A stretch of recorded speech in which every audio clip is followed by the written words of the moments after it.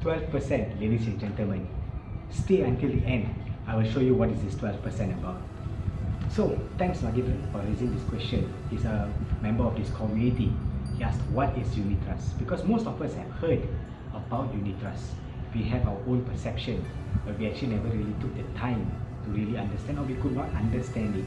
And here I am to explain to you in layman terms what unit trust is. So unit trust is a collective investment where people of the same objective, the investors of the same objective, pool in their excess savings in which it will be invested in a portfolio of income-making securities or assets, and is managed by a fund manager. So, in simple terms, right? So this is like investing in probably shares, bonds, and things like that. But you don't have to do your research much, right? You don't have to look at the markets every day. You don't have to look at the audited accounts every time. You don't have to read the newspaper every day, buy and sell every day. You don't need to, because you know what? The fund managers are doing it for you. So thus, there's a service charge they are charging for taking care of your portfolio. So what is a unit trust fund?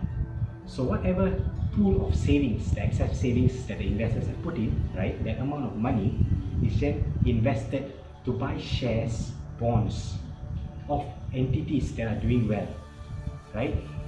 So just say, I'll give you an example. This particular fund, which is currently doing very well, is Public Lifestyle and Technology Fund.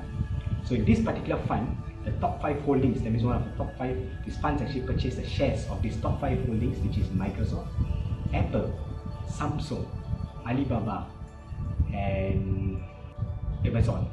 Yeah, and Amazon. Right? So these 5, I'm sure every one of us here would have at least used 2 of these products minimum. Right? And so this particular fund, if you think that these companies will do very well, if you put in your investment in here, your savings in here, right, you won't own the shares, but technically the fund owns the share, and if the share price goes up, you make your money, right? So this is how unit trust works. So just say you can start this particular investment with as low as 1,000 ringgit, ladies and gentlemen. Only 1,000 ringgit you need. That's all you need, right? So if you're comparing with other investments, even talking about shares, you want to buy a blue chip company like Tenaga or Public Bank, you will have to pay more than 1,000 ringgit because of the share price, right? But in this particular time, this fund can actually pay just with 1,000 ringgit. And how does it go is, because the unit price, that means the whole fund, has many shares assets in it. But that whole fund price, okay, the NAV price is only 0.37. I've rounded up to 2 decimal points, right? So it's about 0.37. So imagine if you actually put in 1,000 ringgit, right?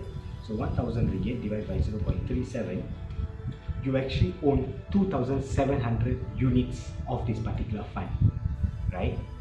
And just imagine if that particular fund price goes up to 0.42, you are making your money. So just give you an example, this particular fund that I just talked to you about started at the price of 0.33, right? So now it's 0.37 as of closing today. So 0.37 minus 0.33 divided by 0.33 times 100. And here you go, ladies and gentlemen, 12% growth within this short period of time.